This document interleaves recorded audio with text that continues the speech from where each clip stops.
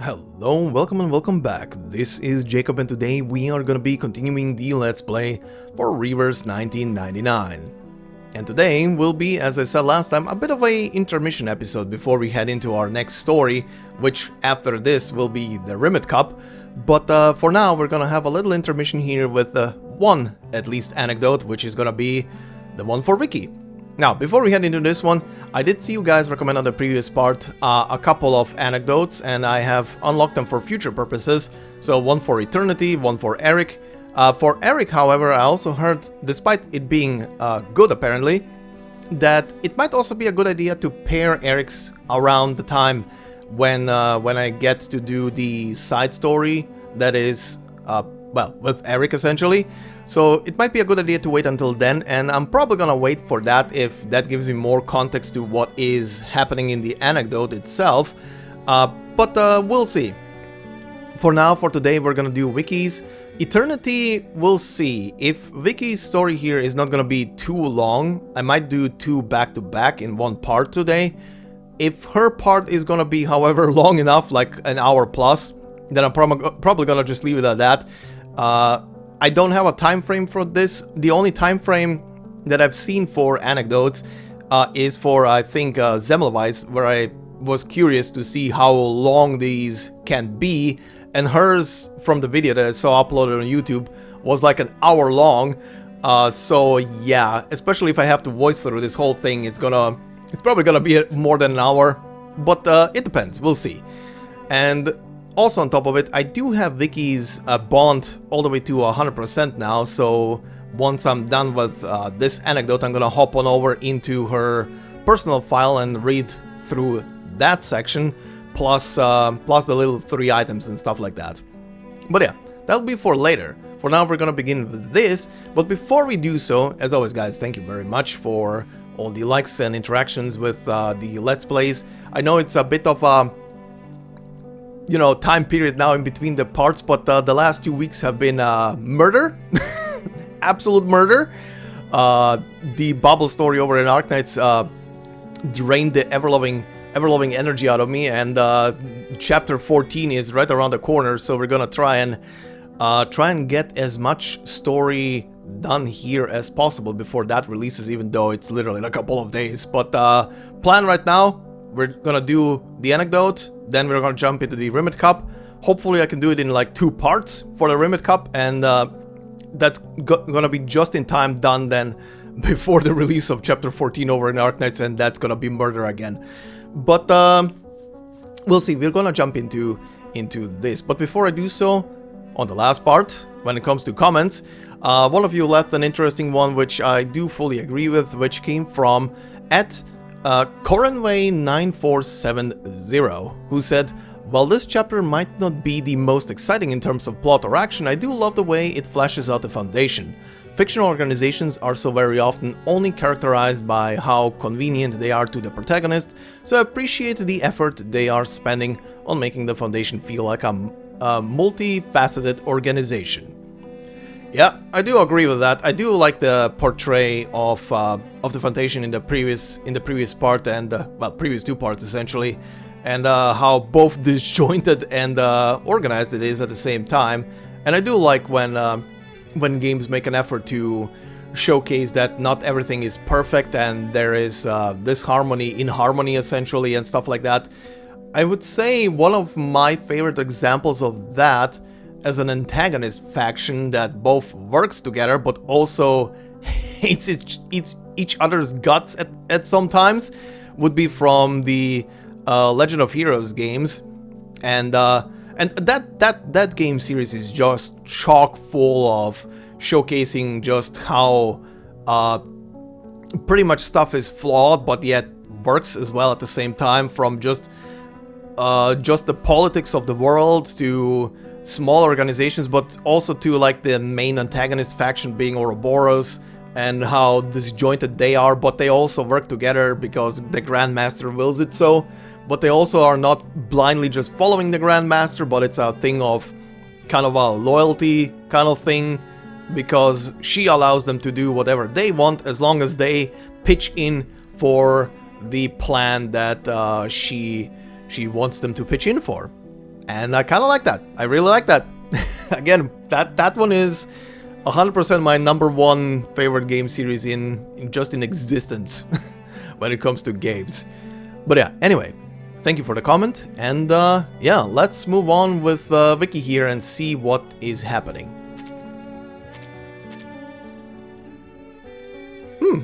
Cool. Alright, so this is not gonna be voiced, as you guys have told me. Or rather, not a single one of the anecdotes is voiced, outside of probably, considering this is a visual novel style with voice acting, probably gonna have just the usual grunting of huh, ha, that type of stuff. But yeah, for you guys who are watching this series on the channel and have not experienced the Arclight stuff, well, welcome to voice acting. Amateur voice acting, let's go. Flakes of light. She thrusts forward, dazzling and direct. Ooh. The long night sing its... I didn't catch that.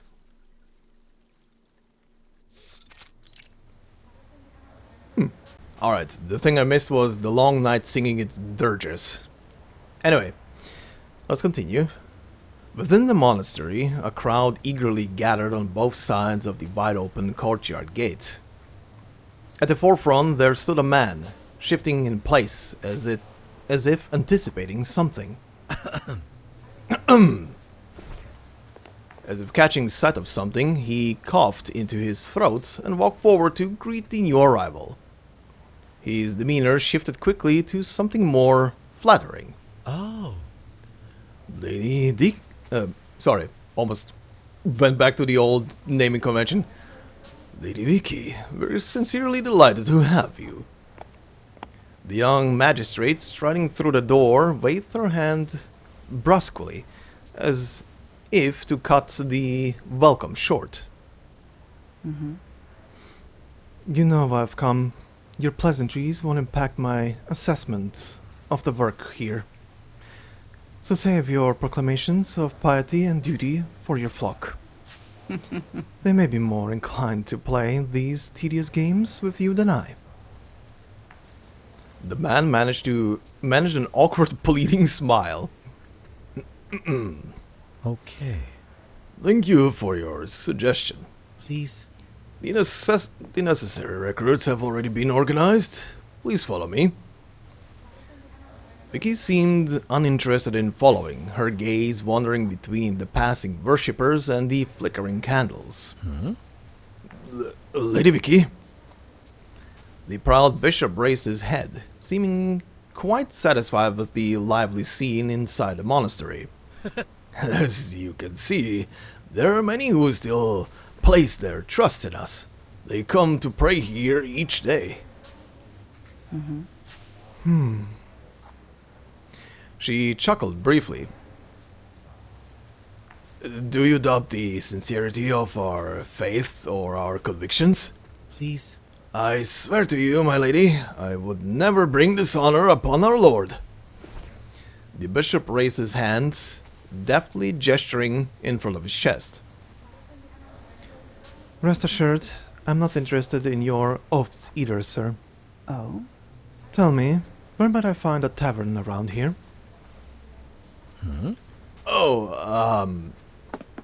His stance shifted. He stood his ground and spoke up. Oh dear. My lady, surely it would be improper to be seen drinking during working hours? Noticing nary a change in her expression, he continued cautiously. And? Moreover, the only tavern to be found here is a haven for vice. Is home only to drunkards, mud-raked and covered with lice. It would be unseemly of you to be seen there.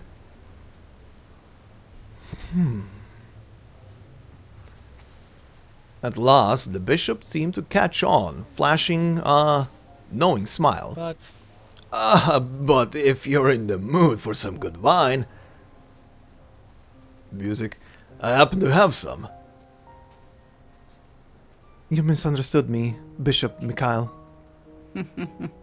Is it Mikhail or Mikhail or Mihail?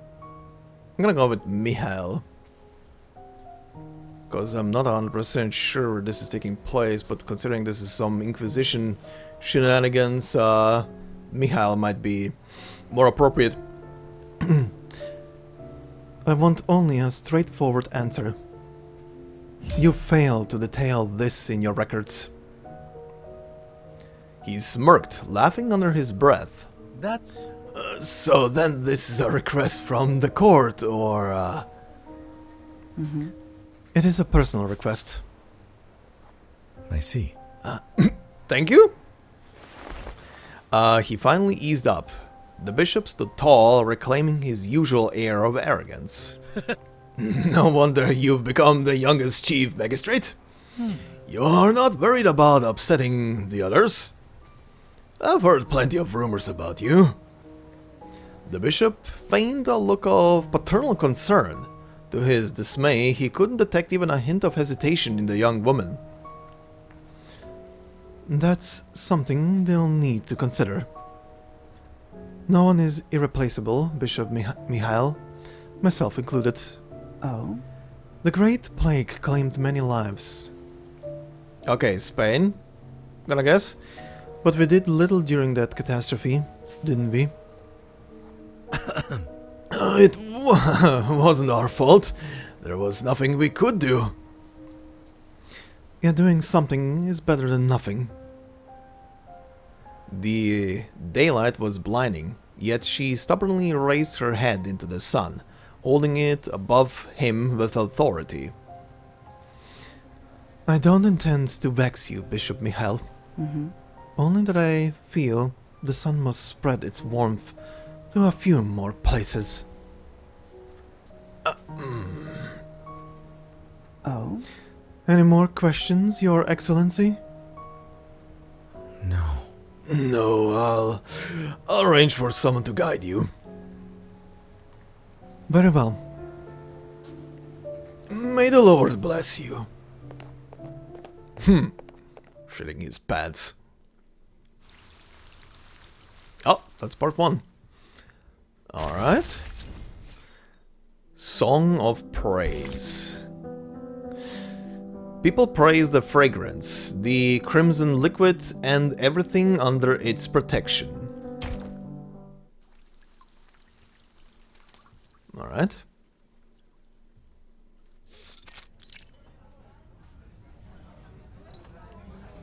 I like that the story at least also has new environmental backdrops. Anyway, the rowdy sounds from the tavern spilled out into the air. But the ruckus outside the door wasn't just drunken banter. Okay. Shoot. George! Oh yeah, before I forget, if I don't speak my mind too much during the scenes and stuff, during these anecdotes, it's probably to do that when I do voices, I go into work mode for like I do the Arcanist stuff where I don't really comment on stuff and I'm just plowing through the text. So apologies if I'm not really voicing a lot of my personal thoughts, but I'll try and do as much as possible if I don't go into autopilot mode. Anyway, curse you! How much water do you sneak into this drink? At last, you babbling broke fool! What the hell was that sound? What? The drunkard licking his lips. Oh, that was the sound? Licking his lips as he slyly pulled out the cork, was more than pleased.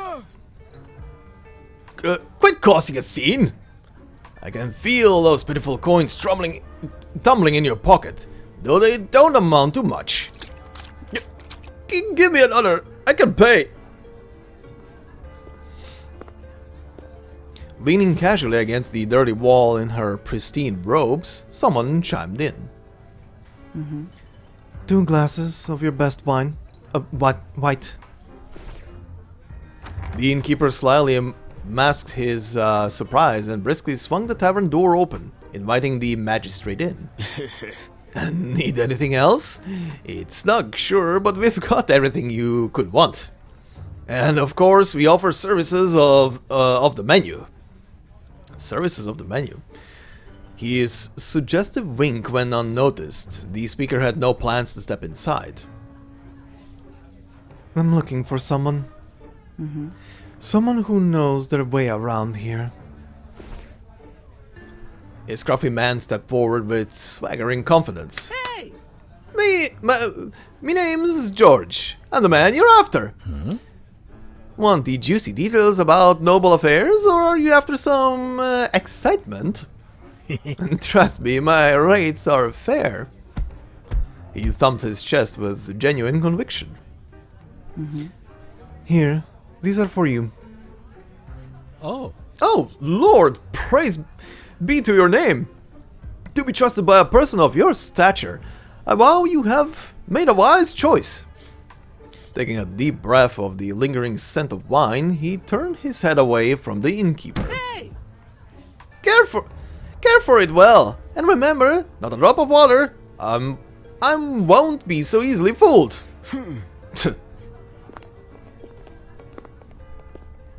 Alright. What's this gonna go to? The figures moved through the streets and alleys. Oh? Is this the market? Yes. Yes, Your Honor. Merchants from other towns come here to buy and sell their wares. If you're willing to spend a bit, you can find all sorts of treasures. As for that tall structure there, well, before it was abandoned, it was our tower. He lowered his voice and leaned in. I heard that. Since the Great Plague, no one has taken care of it. Everyone says there are ghouls inside. It's dangerous. My lady, I advise you to stay away from there. Vicky looked around. The few people that passed by avoided eye contact, their faces marked by strange expressions. She traced the path of their gaze over to a mound nestled in the alley beneath the tower and a solitary cross peeking out from the shadows. Oh? It seems this is not a market but a graveyard. Without waiting for a response, Vicky walked towards the alley. As she entered under the tower's shadow, the mound became fully visible. Withered wildflowers and tangled hay lie around it, the decaying wooden cross sticking out from above. Ants were crawling in lines over it. Oh? Is this grave one of the market's specialties? This... it must be new. I haven't seen it here before. It might be... Oh, recently there have been rumors about these ghouls, perhaps. Suddenly an approaching man pushed George aside, glaring harshly at him. Hey! Step back, filth! Do you dare taint the robes of our honorable magistrate? The man wheeled around on his heels, bowing in a respectful gesture. Honorable magistrate, I am Malachi. Malachi, I guess. You have graced us with your presence at last. Even now we are patiently awaiting you at the monastery. But why are you out here alone? It's a habit of mine. He nodded, then feigning realization, adopted a fearful expression, feigning realization. This drunkard is a madman. If he said anything foolish to you, I beg you forgive him. He gave the other man a stern look, and his nose twitched. Huh? You smell of... languid talk? The hell is... Is that even how you say it? Alright, French province, got it. Donkey duck, apparently? Something like that? Huh? You smell of... donkey duck? Where do you steal such good wine? And of course a wine is named after that region. You've committed a crime, boy! Shoot. I stole nothing. This was my hard-earned reward. Shoot! We'll deal with this later. Magistrate. He put on a new smile to accompany his changed face. I believe you have another matter to discuss. Oh? Unreported deaths. Is that right? Uh-huh. No, my lady, you misunderstand. Of course, we were planning to report this to you, but we needed first to organize the complete records. The man spoke haltingly. No matter. I had no intention of combing through your tedious records. You may state your case in person. Yeah. The sound of an impatient rapping of fingers rose and fell along Lady Vicky's sword, echoing into Malachi's ears.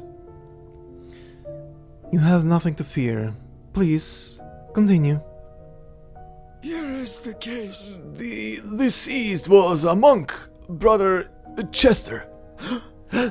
It's him. Malachi shot him another glance. Go on.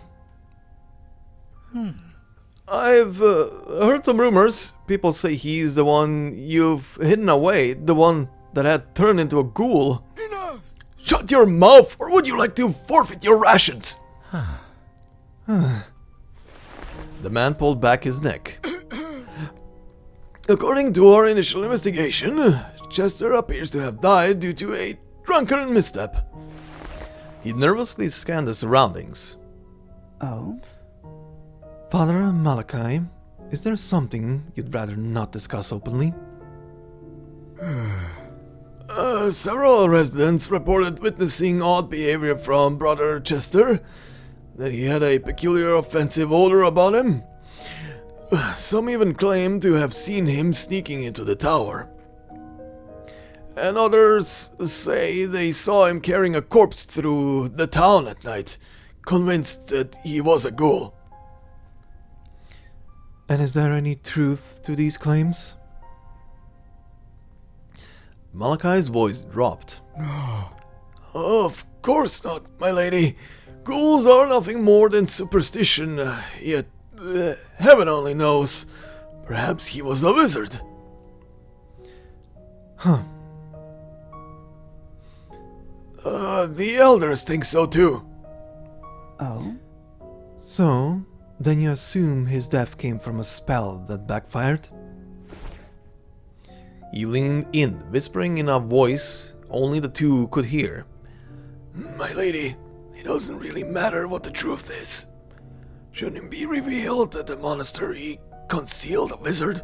It wouldn't sit well with the townspeople. His breath ran thin as he advised the young woman in front of him. And though the Great Plague is over, the people's trust in us has not yet been restored.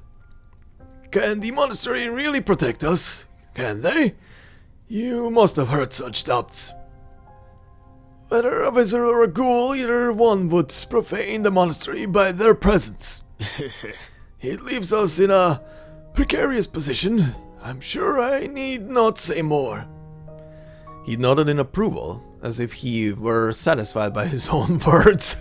Agreeing to himself. Great. You have your reasons. No. But I don't accept them. what? What? He stared in astonishment at the young magistrate. As of now, I'm unsure where the truth lies. What I do know is that it won't be discovered in empty words or false advice. You Damn. should... You should know, the affairs of wizards are most elusive. It would be difficult for us to gather substantial evidence. That, Father, is precisely my work. Malachi tried to suppress his anger.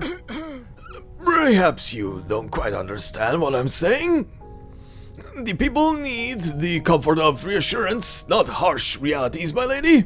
Please. Please, you should...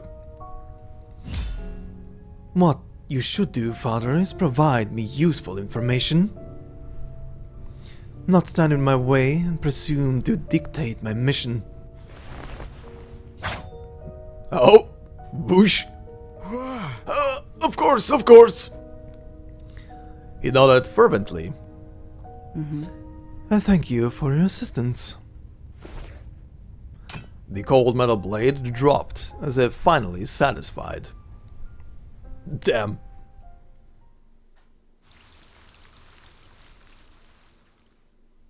Don't tell me lies, you old coot. Confession and trauma. Alright. A long-standing symptom, often appearing in every pious believer. Uh-huh.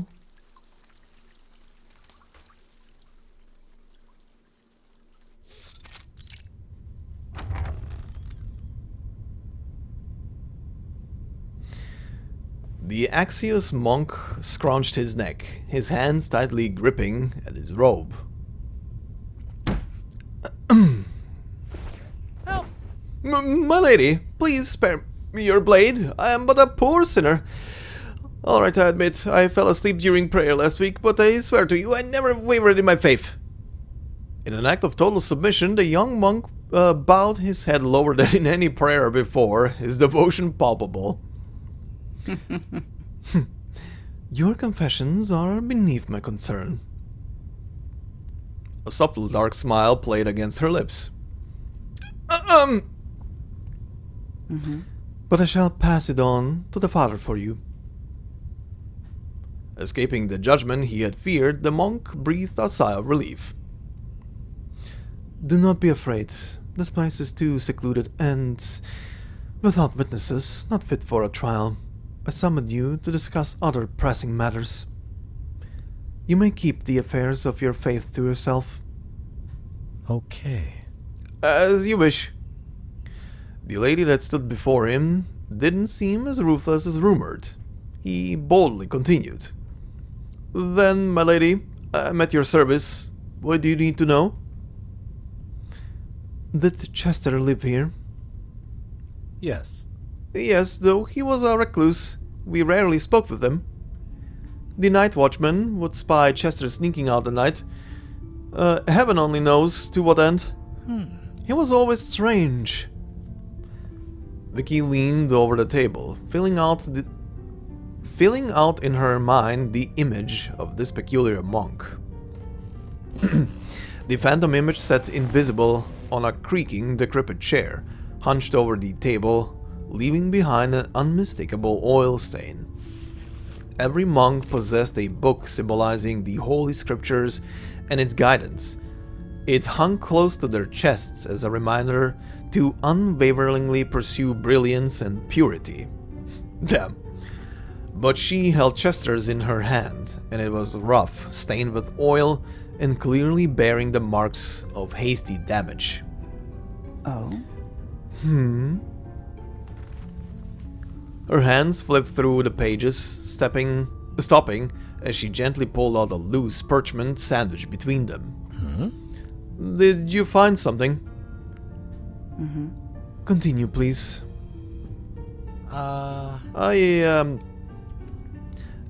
As if finding a fresh source of redemption, the fearful monk blurted out another recollection. Oh. I once saw Brother Chester take a bottle of very expensive wine to meet with one of the elders. An elder? Yes. Yes, Father Malachi. I recognized the bottle of wine in Chester's hand. I'd seen it in the tavern before. The proprietors keep it on the highest shelf, off limits to common patrons. Oh? Did Father Malachi partake often? I think so. The abbot doesn't restrict us from imbibing. So long as it is in moderation, it is perfectly acceptable. You should understand that it's the elders who deem the limits of moderation. So that's why Chester, sought redemption from a drunkard.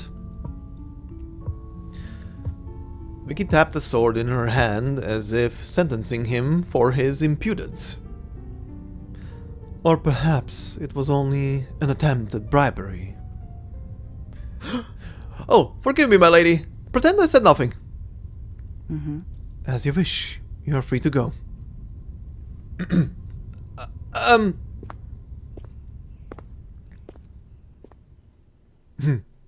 Damn. Okay. So this is gonna be about her investigating the death of this guy, essentially, I'm gathering. I'm finding out who the perp was. Alright, interesting. Murder mystery. Sharp gusts of wind swept through the street. A familiar, respectful face approached, wearing a sincere and flattering smile. My lady, you finally arrived. I knew you'd returned. You're different from the others, like the vine fermenting in the Loire Valley, or a breeze that graces a beautiful estate. Silence. Okay, thank you for saying that. Copy that. Yes, but copy that. Where did I pull that? Pre-recorded phrase from. Yes, my lady. Tell me, how did the rumors about this ghoul spread? Well, at first someone said they saw Brother Chester roaming the cemetery at night. Oh? The cemetery. Yes. It's east of the city, within a forest of withered trees. In the past, when people died, they would be taken there. The bodies piled up like mountains there, carried in carts. My father was one of them. For a moment, George's jesting nature broke and revealed a mournful look beneath it. Did they all die from that great plague? I don't know. I don't know, my lady. I simply don't know. The Great Plague devoured everything, arriving so swiftly that my father passed with nary a word. Vicky fell silent for a long time before resuming. Oh? So, then they say Chester turned into a ghoul while wandering around these heaps of corpses? He had no business there, my lady. He never lost anyone to the plague. He scratched his head. I don't know. I can't make sense of it. But the people talk amongst themselves. See, those monks are either a bunch of lazy good-for-nothings or a collection of the strange and wicked. They sat comfy in their halls while the plague hit, and now they've come out only to disturb the remains of our loved ones. Do you really think they can be trusted with our faith? And the people spreading these ideas, they're serious as the grave. They claim to know the details, like the shovel Chester used, and they can recount every weed and clod stuck to it. More people began to join in, claiming they saw Brother Chester sneaking into the monastery with a dead body. A scandal. You mean... They were merely rumors. George shivered. I swear. And we're bought into those stories? No. But we can't let them off the hook. it's true. I wouldn't speak against them, my lady. I know those people and I know they can't hold their liquor. On that day, they downed 3 whole bottles. What they claimed was certainly booze-fueled nonsense, not a word to be trusted. And they didn't have a drop for me. As the drunkard danced around with his hands, a rough notebook was handed to him. Ooh. Uh-huh. So he was analyzing something. Huh? Do you recognize the symbols on it? He swallows hard. My lady, I don't know what it says, but perhaps I might lead you in the right direction. This is Chester's notebook. Mysteries of the Human Body. He kept it well hidden. Oh. So the guy was basically doing autopsies and analyzing the bodies of the dead, which is a fairly common practice back in the day, quite honestly. This is pretty much a lot of medical breakthroughs were literally made because people were literally, you know, stealing corpses or acquiring corpses and doing well, stuff, cutting them apart, analyzing tissue, cells, everything. Very interesting to think about. That's the basis of today's modern medicine. Anyway. Oh. Huh. I thought monks vowed to keep no secrets from their brothers. This book, it details a variety of dissections performed on the dead. The hand flipped the notebook. Hand flipping the notebook stopped abruptly. He panicked. He shat his pants. Well, that was a thing back then. Grace of the Goblet. That affection, that greatness, it will eventually shine eternal.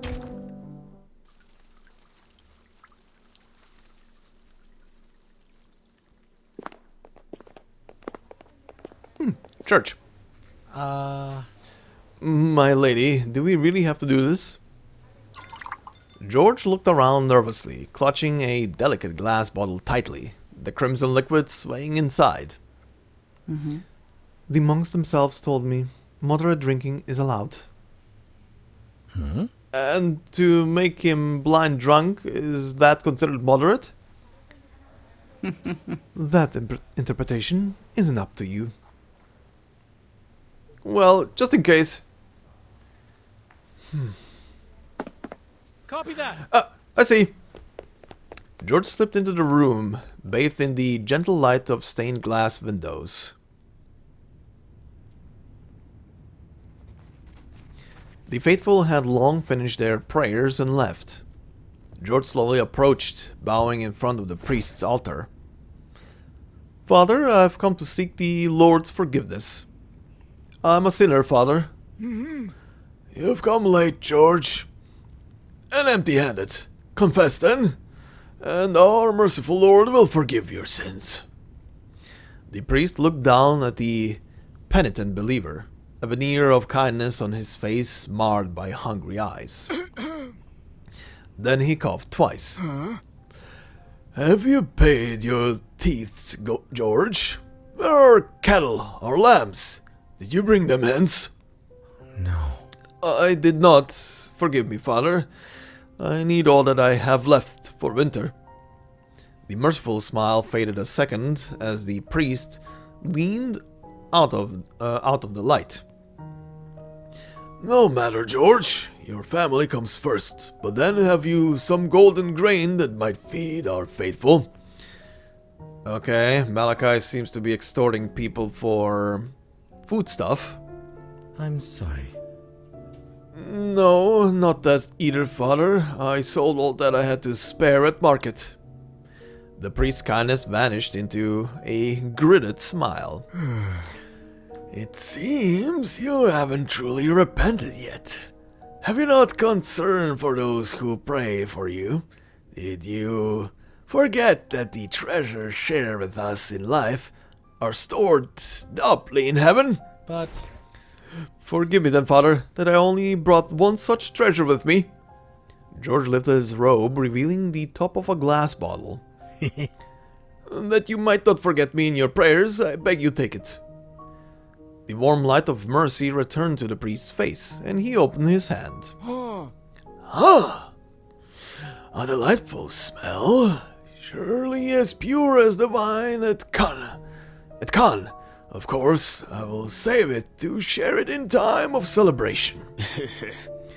At last I feel the sincerity of your repentance. Oh boy. Go now, your sins have been forgiven.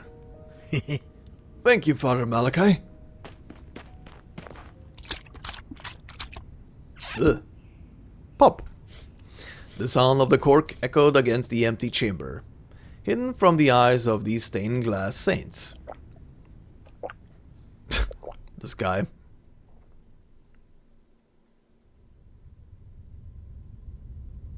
Uh-huh. Father Malachi reeked of alcohol. He stumbled through the empty corridor, collapsing in front of the gaze of a statue. His steps were unsteady, and he hadn't noticed Vicky standing in the shadows. Oh, Lord, forgive me. Nice. I had only a little drink. I am not drunk. I didn't. Devoted as ever, Father Malachi. Seizing the perfect moment, Vicky leaned against the angel statue, brandishing her flaming sword. It gleamed like the blazing sun, with fierce, fiery tongues dancing below the feet of the angel. How are you here? While you sought forgiveness through prayer, I sought the truth. And I found it. Oh? Brother Chester wasn't the only one fallen to drunkenness, it seems, or am I mistaken? That poor wretch. It wasn't me who did it, I swear. It was an accidental. I did not intend for him to fall. Of course, your drinking together that night was nothing more than an act of camaraderie.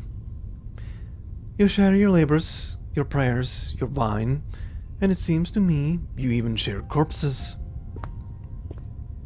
Oh, he was in on that. Vicky's shadow approached closer. Shoot. Never. I had nothing to do with those corpses. But if I hadn't discovered his wickedness, the abbot would never have permitted us to orchestrize him. He is lower than a carrion worm, wrapped with the noose-eating odor of a wizard. It's true. Go down to the basement and see it with your own eyes. It'll prove what I said is true. I've done nothing wrong. For your sake, I hope so. He leaned against the statue, his gaze wandering. The Great Plague has been gone a long time. As long as we do not intervene, people will forget those horrible events and they will continue to believe in us. Oh? Was that his crime? A wizard trying to study corpses, awakening the painful memories of the people? Of course. It is the truth.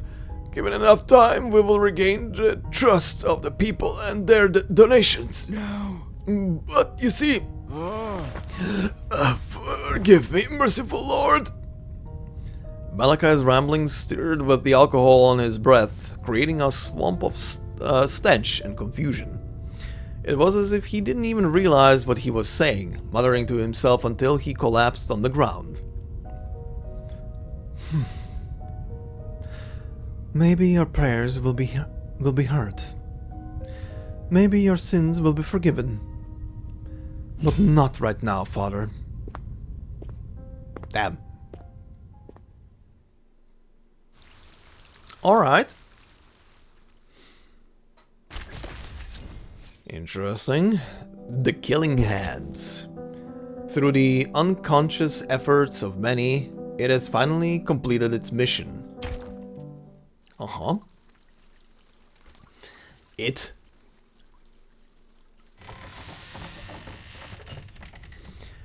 Vicky returned to the grimy room. A persistent smell of burning tar covered a hint of decay. Set against the old files on the shelves created a somber dread-filled backdrop. Malachi's heartfelt confessions, wine-soaked as they were, proved more helpful than he likely knew. Click. She pressed against a concealed stone button. The secret table revealed itself, along with a neatly arranged assortment of knives and clamps, holding faint traces of dried blood. Oh? A solitary notebook lay on the stone table. Oh boy, more notes. This is the complete notebook.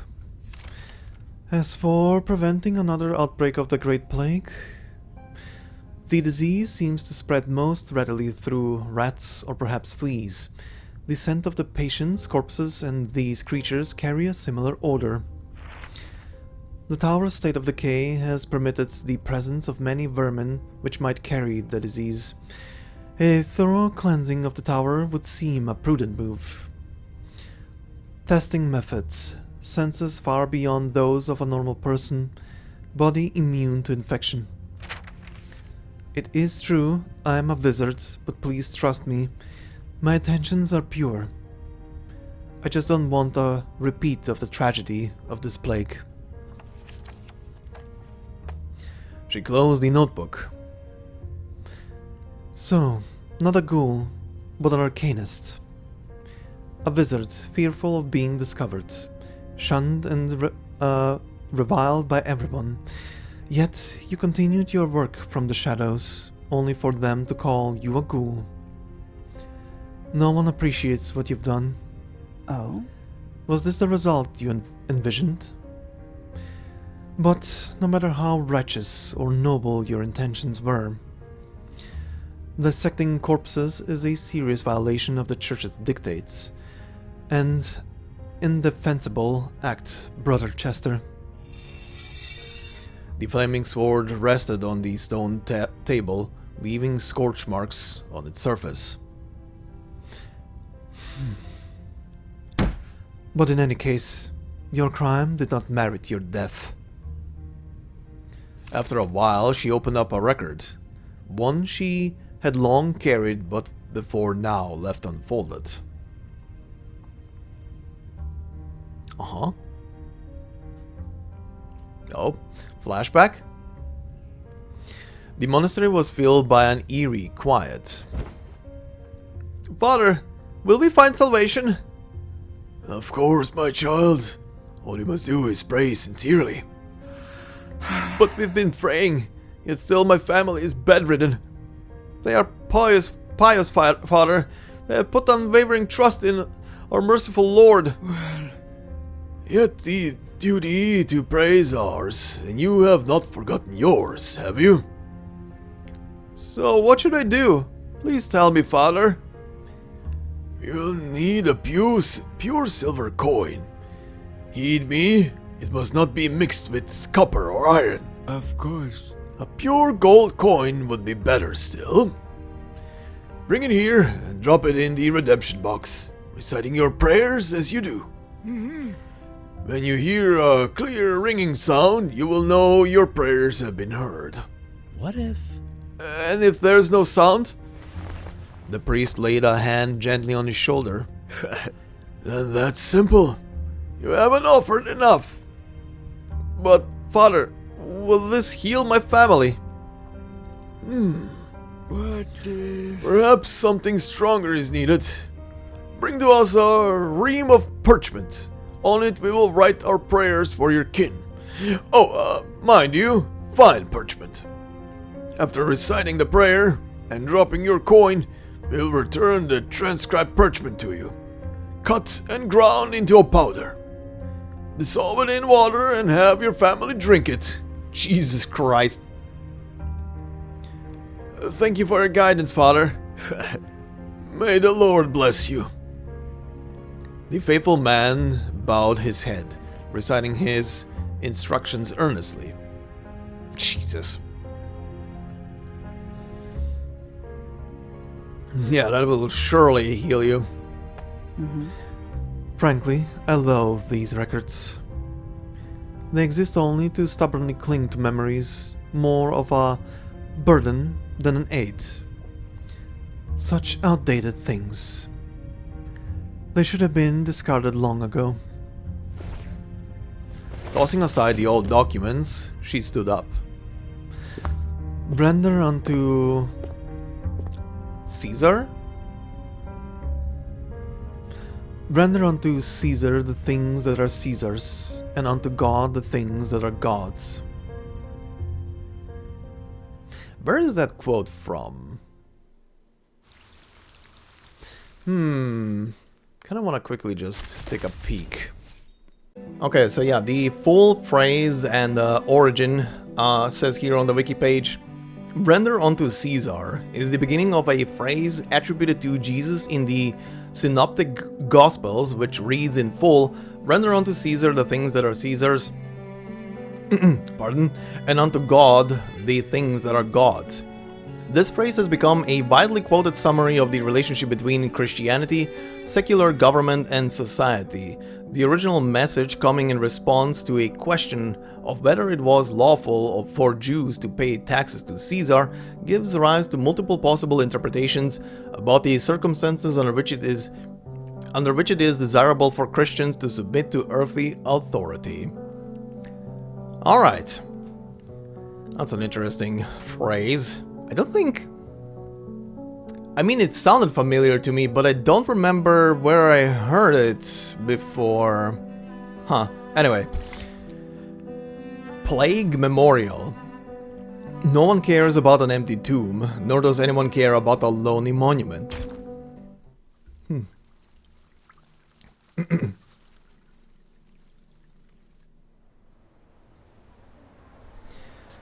The monastery, usually quiet and empty, now hosted a throng encircling Vicky, their eyes wide with fear. Silence. Thank you. Oh? For what reason have you come here?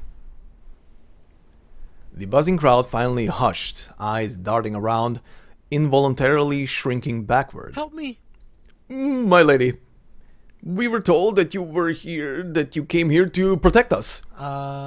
We've heard that you have powers, that you can drive back the undead and evil wizards. Please. We beg you to protect us. Please, my lady. Stand down. Calm yourselves. As long as I'm here, you have nothing to fear. Whoa! We've seen a ghoul. An ill spirit seeking vengeance on the living. It's true. It is coming to kill us, we've got no doubt. Oh? Strange. There are decades of records here, but I've read no mention of hauntings or ghouls before. Please. My lady, please believe us. No. If you would have me believe you, then present your evidence. Several pairs of eyes met, and finally, with trembling voices, they spoke a name. Whoa! We believe the ghoul to be Brother Chester. He was an evil wizard, and now he's become a ghoul. And returned from beyond the grave, he refuses to let the town rest in peace. According to my investigation, Chester was only a monk, not some vile creature of the night. For that matter, ghouls rarely trouble the living. Why would you fear him? Because this creature is different, my lady. They each nodded their heads in fearful agreement. It's true. He has reason to hate us, to attack us. Oh? Ah, the truth comes out. So, you confronted him? Was that how he died? No, my lady. You misunderstood. No. We didn't intend to hurt him. We were just investigating his odd behavior. That's right. Yes, we wanted to catch him, to prove he was defiling bodies, to confirm his crimes. But... We chased him, but he escaped. And then next thing we knew, he was dead. Fruitless as your chase was, I can now see clearly what occurred that night. You've given me all the evidence I needed. The crowd is silent, speechless. Well, you guys blabbed. Oh, flashback. Oh, this is what happened. George stumbled into the tavern, out of breath, and yelled out to the patrons. Hey! Haven't you heard? Has no one said anything about it? Hurry up! Don't keep us in suspense, man. Spit it out. Chester's returned from the dead. That ghoul? You're drunk again. No way. After that fall from the tower, bones crushed, blood everywhere. Not even a ghoul could survive that. I saw it with my own eyes. It's true. Yes, I saw it too. Right there. But, well, my stomach was giving me grief this evening, and I was hunting for a tree for some privacy, so I wandered into the grove near the graveyard. That was when I saw some creature dragging around a corpse, holding a shovel. Struck me down if I were lying. It was Chester himself. You're drunk, you old hog. No. Believe me, this is not The drink. Haven't the coin to buy a sip? He shook out his empty pockets. What if... If you don't believe me, you can go and check his grave. The cross that marked it is gone. Look! Whoever has the courage, go dig open the grave and take a look. The crowd collectively shrank their necks. You're scared? Don't worry, I have the means to ward off the ghoul. He proudly produced an amulet, shaking it above his head like a prize. This took me quite some effort to acquire, but I was told ghouls fear it like sunlight. Well, tell us, man, where did you get it from? I sought out the magistrate, Lady Vicky, and she gave it to me for protection. The monastery here doesn't have such things. Damn. Damn, they ran. He no sooner finished than he ran out the door, or rather he ran. Hey! Hey, where are you going? Tell us, is the magistrate still staying at the monastery? That's right. Well, last I checked. The crowd in unison, then wait for us. Okay. And that's how they got there. Okay, how is this gonna conclude? When the bell is tolled. Now the high-hanging sword has fallen. Oh boy. Time for some heads to roll. Or judgment. The monastery was crowded far beyond its usual numbers. But those that had gathered there came neither for prayer nor to celebrate a holy day. My lady, I received no notice from the abbot. Were your actions sanctioned through the proper channels? To gather such a large number of the faithful here, we need some authorized reason. Those gathered here are not just the faithful of your monastery. They are perpetrators and victims both, trapped by rumors and prejudice. But... We will proceed with the trial immediately.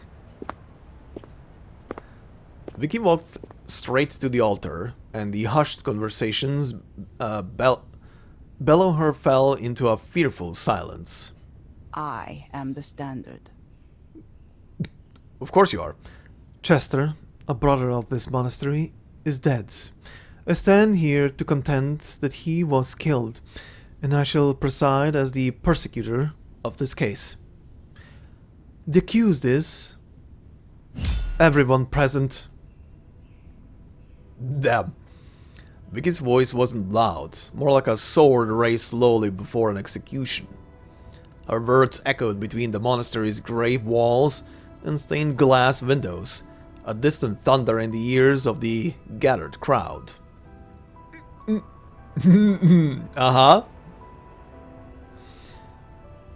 Let us present the first witness. Whoa!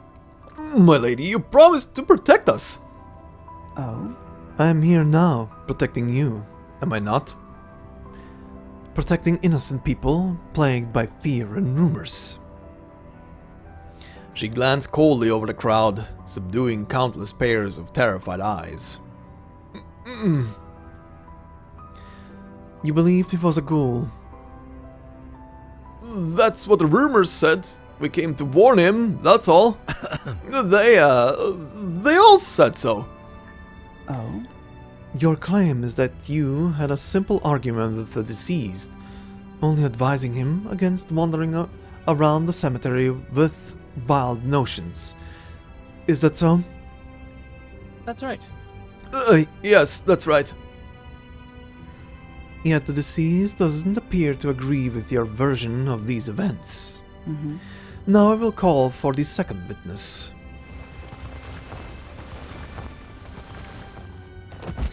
A withered corpse was presented, to the shock and horror of those assembled. Lady Vicky, you have committed a grave sin. To desecrate our brother's corpse like this. This is a serious violation. Your concerns are noted. Yet my actions strictly follow the methods described in Brother Chester's Mysteries of the Human Body, which I undertook to honor him. You're desecrating the corpse. I must report this to the authorities immediately. My lady, forgive us. Her actions were decisive, just like everything she said. The law The is trial, above all else. thank you. The trial will proceed. Observe on the deceased here multiple blunt force injuries, skin lacerations, and at the wound sites, remains of soil and dry grass. Oh? Do you plead guilty? The crowd is silent. I confess, we did hit him, but he didn't die. We saw him rise from his fall alive. And? When we confronted him, he was in the midst of owing a body. He's a ghoul, just as the rumors claimed. And yet, my trial continues. The priest trembled on his feet, closing his eyes and muttering desperate prayers of forgiveness. Dear God, forgive me. Now, I turn to you, Father Malachi. Oh? On this night, was your meeting with Brother Chester in the tower mere happenstance? Or was it a planned encounter? Sharp and incisive, Vicky swiftly owned herself upon the latest of her accused. He had invited me to discuss an important matter.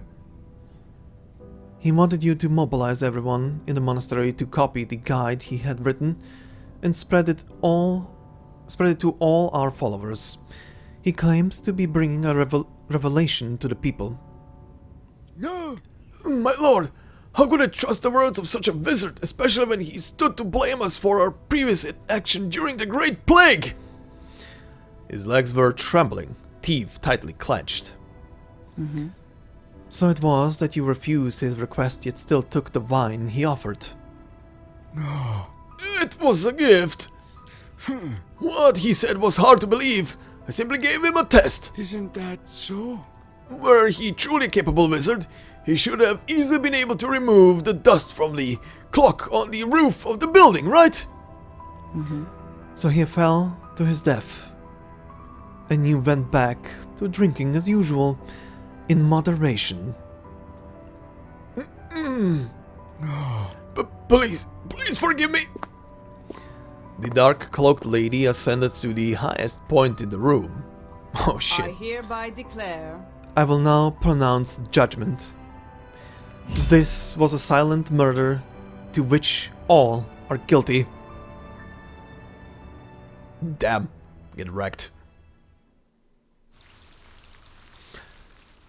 Alright. Candle and Lion. The sun will surely arise. The sun always rises. Okay, this sounds like the last one. Thank you, bike in the background, buzzing by. Much appreciated for the commentary. Hey! My lady! My lady! Oh? Are you leaving now? I am. Oh? So there are no more wrongdoings to be reported? No, certainly not. George stood tall as if to stand in her way, vigorously waving his hands as if to protest. But But where was your judgment? No one was punished for Brother Chester. I made my verdict. Do you doubt my judgment? But I don't understand. That the fearful do fearful things is in their nature. They will bring their own judgment on themselves in time. what if? But what if they become afraid of me? What if they seek vengeance? Should that happen, I'll return to carry out a harsher sentence. Oh, George, I left a reward for you. You will find it on the shelf in the tavern, the highest one. Copy that. Yes, my lady. May the Lord watch over you and have a safe journey. The night had settled in. The town returned to its usual peace and quiet. Some things slowly decaying as others grew unheeded. And there's the picture. All is finished here. The specific cases and evaluations for each person are to be sorted and filed as follows. The numerous violations of trust by the monastery merit increased scrutiny and supervision of their order in the future. The local congregation sadly are in an impressionable kind, and had been easily swayed by their fears and the machinations of those that manipulated them. They will need additional guidance and admonition to grow wiser and more resilient. Malachi, the monk in charge of the daily affairs of the monastery, has proven a greedy, cowardly, drunken lout. As for Chester, an Arcanist working in the guise of a monk, multiple instances of privately dissecting corpses. His cause of death is most complicated, smeared by rumors, injured by the townsfolk, neglected by his brothers, who preferred superstitious fear to grace. Yet ultimately, in trying to prove his convictions, he slipped and fell from the tower to his death. The book Mysteries of the Human Body has been transcribed and is attached to the end of this report. Some time has passed, and... Oh! Are you gonna auto-advance? You will. Are you gonna let me read it? You will if I force you. Shit. Hold on. Okay, took a quick peek at what I missed. Nothing much. Basically, the long night would come to an end and the sun would rise once more. Okay, interesting. This is basically a murder mystery. I liked it. All I can say. Definitely a authority figure when it comes to her, and shows that she is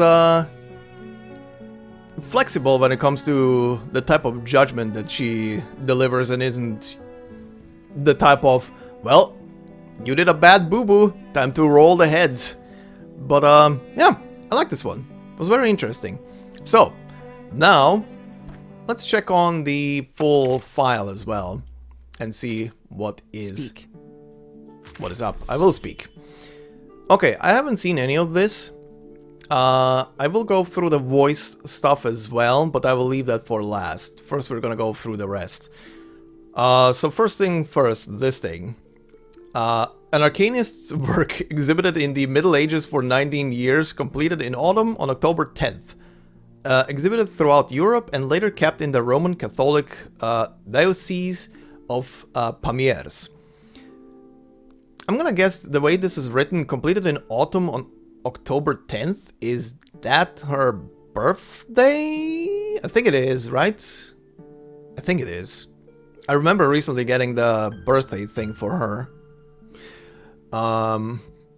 Okay, so she's also pretty young, 19. Her medium, pardon, her medium is law. Her afflatus is wild justice, beast, judgment on the court. Fragrance note, oriental, frankincense, incense, pepper and ash. Alright. Alright, the three items. The judge robe, I have no idea what this is referring to. 134.4? Huh? Like, the value of the robe, maybe? I don't know. Huh?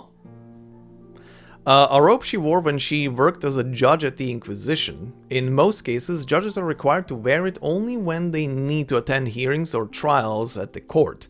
Her robe, however, has been through all the dangers and difficulties with her. Okay, justice, so the sword. Invaluable.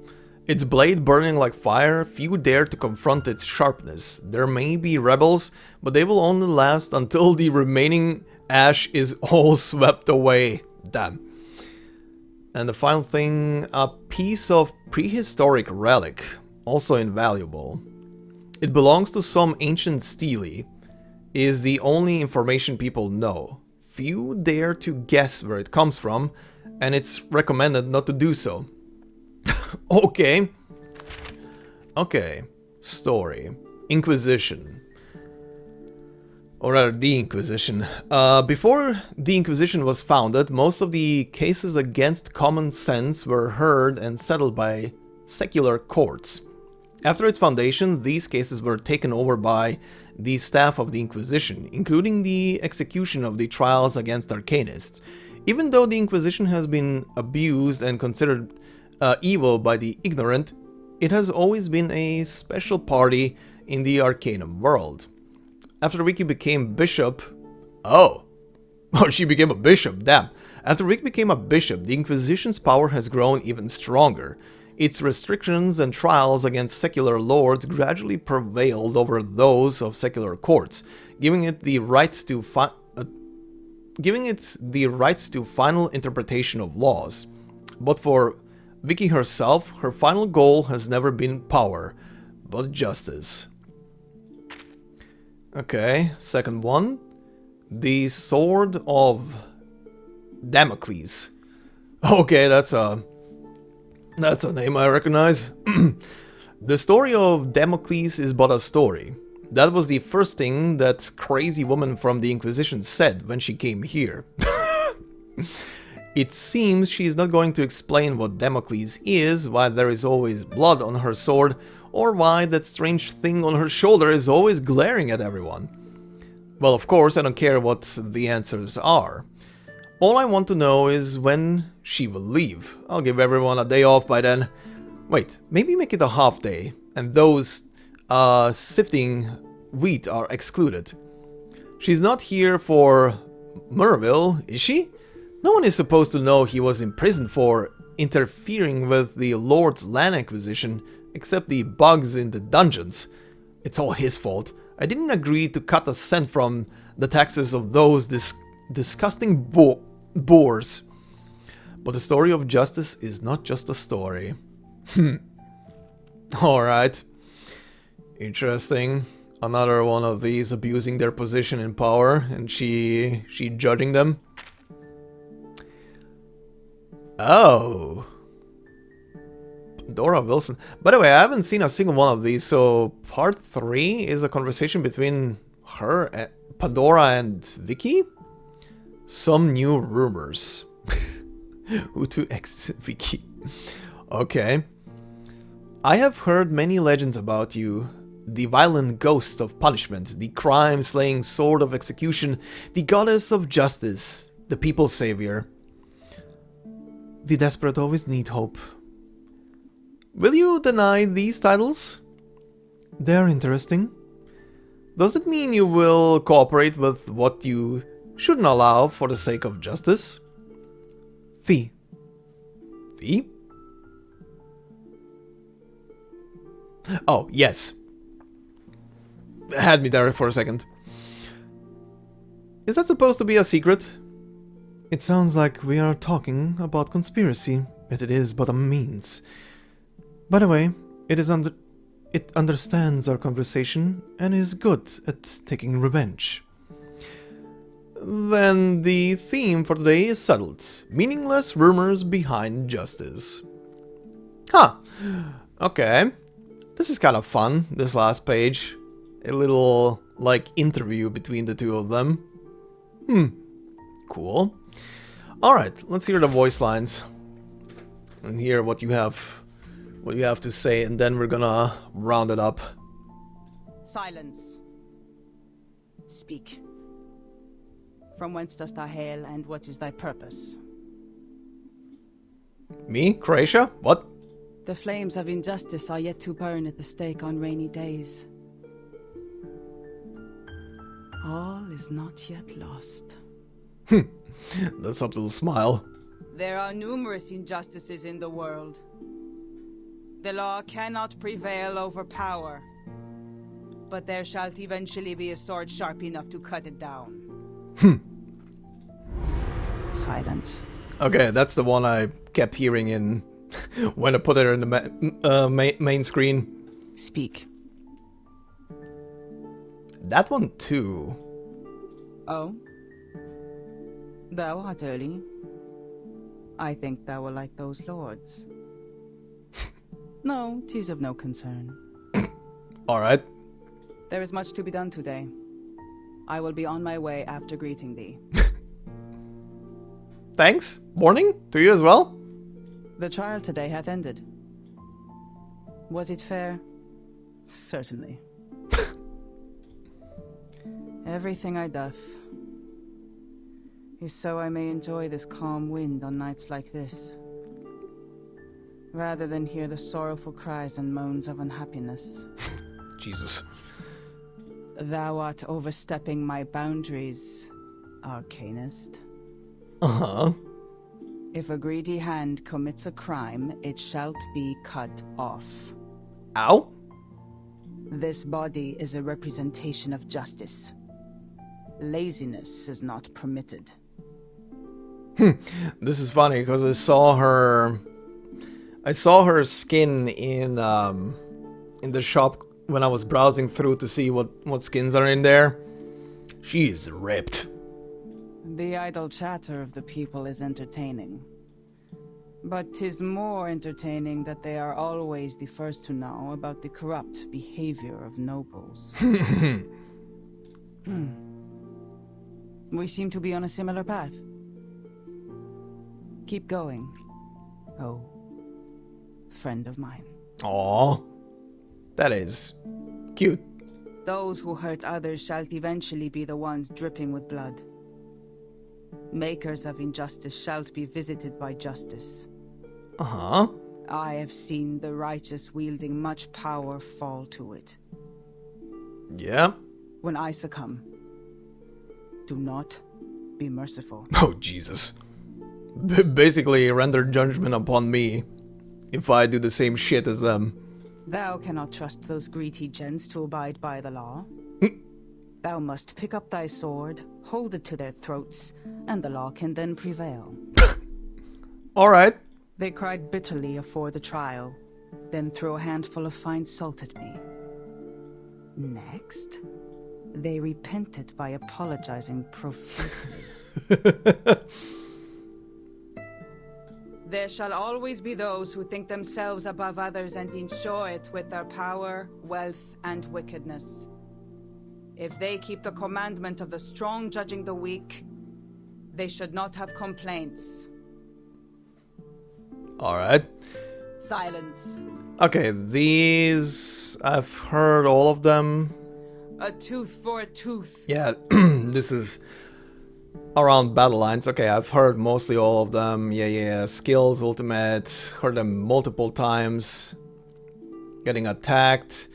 Battle victory is... Using troops. That one, yeah. Insight. Trials are akin to flames. Okay. Bottom of insight? It concerns me that I can Oh. imagine how it feels to be in the position of power. Huh, this is an interesting one. It concerns me that I can imagine how it feels to be in the position of power. Basically interpreting this one as being concerned that she's in the same position as the people she usually judges and wields the same amount of power. But yeah, concerned that it could backfire on her. Okay, anyway.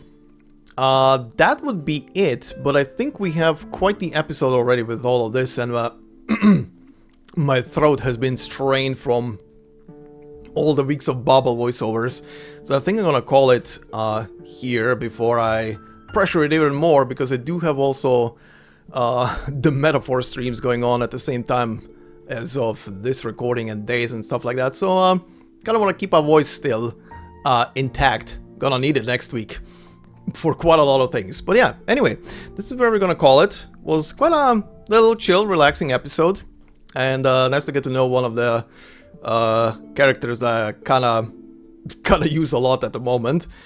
But next time we are gonna be jumping into the Remit Cup, which is, I think, in here, right? Yeah, right there. So with the next episode, we're gonna be jumping into the cup, see what is happening there, and when we're done with the Remit Cup, we're gonna jump back into the main story for a chapter, and then probably into another anecdote after that. But yeah, that will be it for today. So all I can say is, hope you guys enjoyed. Oh, wait. Accept my rewards. Thank you. So yeah, hopefully you guys enjoyed. This has been enjoyable for me at least. And next time we shall be then continuing, like I said, with the Remit Cup and everything else in order. And I'm probably gonna start recording the Remit Cup literally a day after this goes live, so that I can hopefully finish it before chapter 14 releases in Arcanists on that day. Would be nice. Gonna try to go as fast as possible through, well, not speed through it, but try and finish the recordings for the story at least before I start working on chapter 14, so I can upload them and edit and upload them before that is out, because that is gonna be keeping me busy for the rest of that week, for the upcoming week. But yeah, anyway, thank you guys very much. If you enjoyed, please consider leaving a like, it would help me out a lot. If you're new to the channel, consider subscribing. There's gonna be a lot more, and yeah, if you want to support the channel and me even more directly, there are memberships available, multiple of them, and as always, no video will be behind a membership. It is literally there just to support me and the channel more directly. So yeah, guys, thank you very much, and this was fun. This was a fun little thing. And next time, we'll see about the Remit Cup. Until then, hope you have a fantastic day wherever you are, and I will see you in the next one. Until then, bye-bye.